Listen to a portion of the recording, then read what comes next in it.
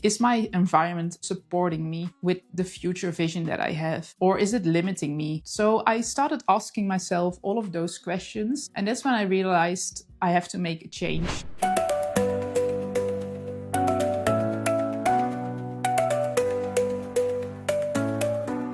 Hi, and welcome to Beyonder the podcast. I'm your host, V.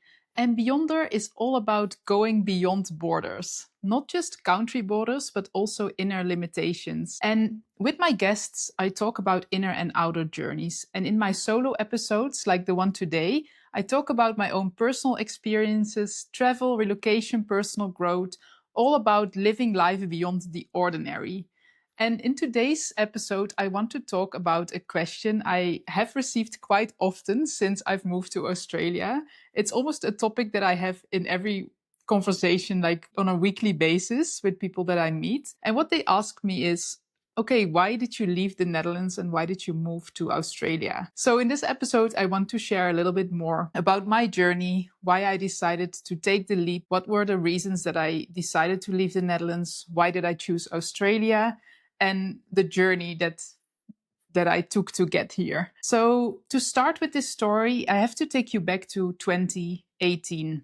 That's when I moved to Australia for the first time, because I've actually moved here twice. So in 2018, I was working in the Netherlands. That's also the place where I'm originally from, if you haven't guessed my accent yet. And I was working in the Netherlands at the time as an immigration lawyer at a big multinational firm. And I had about maybe 24 vacation days a year. And I know it's more than in many countries around the world, but for me, it still didn't feel enough. I'm someone who is so passionate about travel, seeing new places. And I was just really living for the weekends and for those vacations. And I felt, especially because the Netherlands is such a small country, I've really felt a little bit cramped. I felt stuck. I was like, I need a little bit more adventure in my life. But at the same time, I really loved my job. I really loved helping people with their visas so that they could move countries or come to the Netherlands. And often I would think, but you come from this beautiful place. What are you doing here? Like, why do you want to move here? And actually, while I was asking myself that question, it made me realize, like, hey, maybe I'm the one who doesn't want to be here anymore in this country. Maybe those people that I'm helping are very excited to move here. But for me, maybe this is not the place anymore. And that made me think about, okay, what do I want in my life? I clearly feel that I need more travel. I clearly want to see more of the world. But at the same time, I'm not sure if I'm ready to just give up my job and grab a backpack and travel around. That was not really what felt like the path for me at that time. So what did I do? I realized, okay, I'm working with my colleagues all around the world every day. What if I could maybe go to their office, work for them for a while? So that's when this idea started. And eventually, long story short, a year later, everything was finally arranged. Yes, I was really practicing my patience at that time, but I made it happen. And so in 2018, I moved to Sydney for the first time. And I was supposed to only stay for 6 months. But even after a few months in Sydney, I was like, oh, I love this city. I really fell in love with the lifestyle. Eventually, I also fell in love with someone, my now husband. We met in Sydney. If you're curious about that whole story, how we met, there's another episode in which I talk to him. So I will link that in the show notes below and you can listen to that as well. But yeah, like after a few months, I was like, I don't think I want to leave after 6 months. It's just too short. It was not enough time to adjust, but also to really get the most out of this experience. I eventually stayed in Australia for 3 years. I first lived in Sydney. Afterwards, I moved to Melbourne. And during the pandemic, I had to leave because then I lost my job and my visa. And that's actually how I ended up again in the Netherlands. This time I moved with my now husband, my fiance at the time. And because the world was in such a crazy place, we were like, we have to move somewhere. And because we are both European, he's Portuguese, I'm Dutch, we decided to move to the Netherlands while we were waiting for the world to, get back to normal. And we were very optimistic. We were in the beginning like, okay, maybe this takes about, let's say 3 months, max 6 months, and then we can just move back to Australia or move somewhere else. So one year turned into the next year and into the next one. Eventually we stayed for 5 years. But the longer I stayed in the Netherlands, the more I felt like, yeah, this is really not the place for me. And I knew that already before. That's why I wanted to move out in the first place. Even before moving to Australia for the first time, I had already lived in Spain, in Barcelona for a year. I spent some months working in Cambodia. So I had a few of those abroad experiences already, besides traveling. And now I found myself back in the Netherlands again unexpectedly. And I really felt like, okay, you know what? I'm going to make the most out of it. This is a different situation now. Now I am with my husband. So we have this new experience together, and maybe it will be different this time. I also started my business, so I was also focused on something else than just working in corporate full time. So there were a few positive changes that I felt like, okay, this is going to make my time in the Netherlands easier. But still, I couldn't ignore the deeper layer that was underneath. And that was really that I felt like I couldn't really connect with the culture anymore. That was one of the biggest reasons for me that I wanted to leave the Netherlands again. There's this very high demand culture. Like if you ask someone how they're doing, usually the standard answer is, I'm busy, as if that's an emotional state to be in. And it's almost something that people wear as something they're proud of. Like, yeah, I'm busy, so life is good. I think 1 out of 3 people, one out of 5 in working population has had burnout symptoms or just completely out of work because of burnout. And that's crazy. And I know what you're maybe thinking, because that's something that people ask me often as well. Like, hey, but the Netherlands is always in this high ranking in those happiness reports, like one of the happiest countries in the world. And I'm always like, I don't know who filled in that survey or who did that research, or maybe if the government paid someone for that ranking, I don't know. But the reality is so different. And just as a disclaimer before I continue, if you're listening to this and you're Dutch and you love living in the Netherlands and you are easily offended about anything that someone shares that is more negative about the country, please don't listen to the rest of this episode. I just want to, focus on people who are maybe in a similar experience as I am, maybe not even necessarily the Netherlands, but are living in a country that they feel like maybe this is not for me anymore, and share my own experiences why I chose to leave. So just as a disclaimer, because I also had these type of conversations, people saying like, oh, you cannot say this about my country. It's like nothing is yours. You were just born there or you just lived there, especially what I just shared when it comes to these happiness rankings. I don't see it. When I walk on the street there, most people don't seem happy at all. There's almost this sadness in people's eyes, or like that they're just not fully alive. And I feel like most people don't even notice it. And that's maybe even the saddest part about it. I feel like many people just are okay with having an average life, that they feel like, this is just what it is. I shouldn't want more. I cannot dream too big. And one thing that people often say is just be normal. That's already crazy enough. It's literally a quote. So everything you do to stand out, people will feel like they start judging you or criticizing, or they feel like, oh, what is she doing? Just putting herself out there. And this is something I also struggled with, especially when I started my business and became more visible. I didn't receive that much support from my surroundings. There were only a few people who were like, oh, wow, this is so cool that you're doing this and good for you, just trying something new. But I actually received the most support from people from abroad, people who were also living a different type of lifestyle.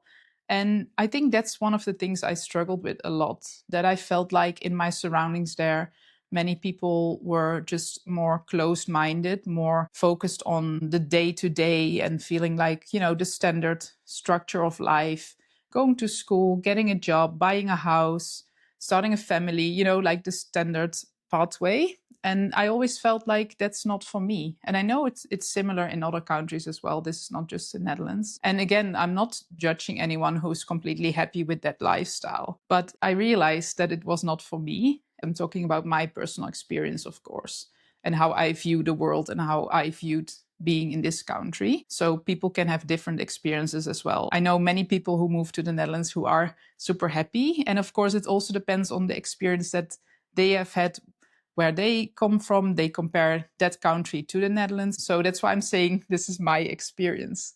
So what I've often felt is this friction of, okay, I want more out of my life. I want to do new things. I want to travel, but also to think big. And I always felt like I had to keep myself smaller than that I was. And now that I'm in Australia, I feel much more of this expansion. I, for example, finally started this podcast, something I've been thinking about for years, but somehow I couldn't manage to start there. And that's also my own personal journey, of course. And if you perhaps already listened to the episode in which I interview Sonia about astrocartography, I also share in there why the Netherlands is actually a challenging place for me. So it's not just in general like things about the country that are tougher for me, but it's actually also in my astrology and my birth chart. It's linked to that as well. So if you're like, what is she talking about? I will put the link in the show notes to that episode in which Sonia and I talk about this and explain how that works. So you can have a better understanding about this as well, and maybe figure out for yourself why perhaps the country you're in right now is also not the place for you. Or perhaps it is the place for you, right? Yeah, just to back that up. So I really felt like, no, this is not the place for me. And I really felt it was affecting my health. I was getting very tired, depressed, burned out, like a lot of those symptoms. I never put a label on it specifically like that, but it were the symptoms that I was experiencing and just not feeling alive anymore. And I really miss that version of myself that was awakened in Sydney, in which I really felt so alive. And I was like, I want to go back to that person. I miss her. I want to, again, reconnect with that part of me that is more adventurous, feels more confident, and actually really feels excited about life. Because honestly, that part of me was really in the dark. I felt like everything was declining and declining. And in the beginning, I didn't even want to admit it until there was a point last year that everything just added up. I was like, I cannot do this anymore. This is all too much. And I think at a certain point, this shift comes in which you really realize I have to make a change in my life and to really be honest with yourself and sit with yourself and realize, okay, who is it that I want to become? Is my environment actually supporting me with the future vision that I have? Or is it limiting me? And is the place that I'm living in, is it energizing me or is it draining my energy? So I started asking myself all of those questions. And that's when I realized I have to make a change. This is definitely not the place for me. And I knew this already from before, right? That's why I already moved abroad 3 times. But somehow I had to learn this lesson again. And this time I felt even more prepared. In the meantime, I started my business and I was like, you know what? Now, if I take the leap and move abroad again, I have this foundation already. I don't have to worry about finding a job. I have my business with me. It's mostly online, so I can just take it with me wherever I go. So that was also the reassurance that I had, that I felt like if I move again, I don't have to start from scratch, but I can take all the experiences with me, all the lessons that I've learned so far, and take that with me to take this next step. So then why Australia again? To be honest, both my husband and I really missed Australia. When we started talking about, okay, where do we want to go if the Netherlands is not the place to be for us? Because we both felt the same way. In that sense, we were really on the same page, which made it much easier. Because if he would have loved it and I would have been like, no, I want to leave, of course, then it can be a bit more complicated, right? To decide, okay, what we're going to do. But we both felt like, no, this is not the place for us. We don't really connect with the culture. We really want to be in a place where people are a bit more relaxed, where there's a better work-life balance, where the stress levels are not that high, but also where the weather is better. To be honest, I'm really someone who needs more sunshine, and the gray skies and the rain, it really doesn't help. I also need a warmer climate. And also I felt like I needed a place with more space. In the Netherlands, it's a small country. There are a lot of people packed in, a small amount of space. There are people everywhere, basically. You don't have so much nature spread out where you can just walk and don't see anyone. So I really felt like I want to reconnect with nature as well. So those were all things like, on top of everything that I was feeling already from the inside that sort of added up to that experience. So when we started thinking about, okay, where do we go next? Australia was still on top of the list. We really felt like wow, this country really matches with what we are looking for in life. We want city life, yes, we want a place where things are happening, but we also want a place that feels safe, because that was another thing that I didn't really feel in the Netherlands. And then, of course, the beautiful nature. Like, nature is really something that I need to feel energized. So that was really also an important thing for me. And I love the idea of living in a big city again with a lot of opportunities, but also with a very international vibe. Here in Sydney, you basically have people from all around the world, different cultures, restaurants with all types of different food. And of course, the good thing is English is the main language, so you can always connect with everyone. There's never this language barrier, even though it's also not my first language, but everyone has this shared language in common. So all of these things eventually made us decide to move back to Australia again. So far, it really feels like the best decision. I feel much more expanded here. I feel like I have more ideas. I feel more energized again. My health has really improved since I've arrived. And of course, we also had some challenging moments in the past few months. I have recorded a separate episode about that as well, what happened and why we actually had to travel back to Europe for a little bit. I will share the link in the show notes as well if you want to listen to that story of what happened. Just in generally speaking, I feel like I'm much more supported in this place, in this country, energetically. I have more inspiration. I feel more empowered. I've connected with so many people already. I even started my own community, and that's another thing that I've been thinking about for years, but I never did it in the Netherlands. And now I understand why, looking back. It just wasn't the place for me to really bring all my ideas to life. And now that I see how everything is flowing again, it just makes so much sense. And to wrap it up, what I want you to take away from my story, from my experience, is that it's so important for you to find a place where you truly feel alive. And of course, no place is perfect. Of course, there are also things here that are maybe not as nice as compared to other countries. You can always compare a lot of different things, right? But eventually, it's really about finding a place that works for you. It's really about asking yourself, what are the most important things for you in your life? What are you looking for? Is it like me, what I said, I want city life and nature, but I also want this international vibe?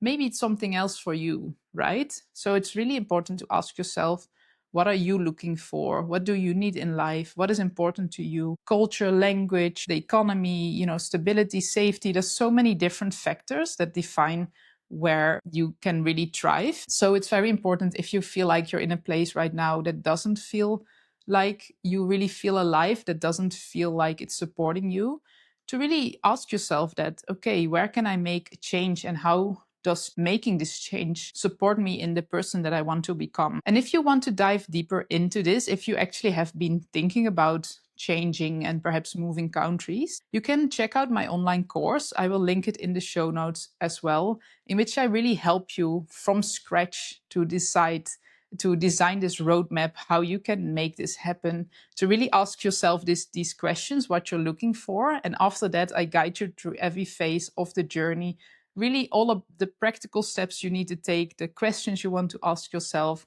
the mindset you can adopt to really thrive, even before you have moved already, to make sure it goes smoothly and that you're not stressed about it. And basically that you are on top of everything to make sure you have an amazing move. And then afterwards as well, how you can really thrive in that new place. And I will also link some free resources for you to check out as well.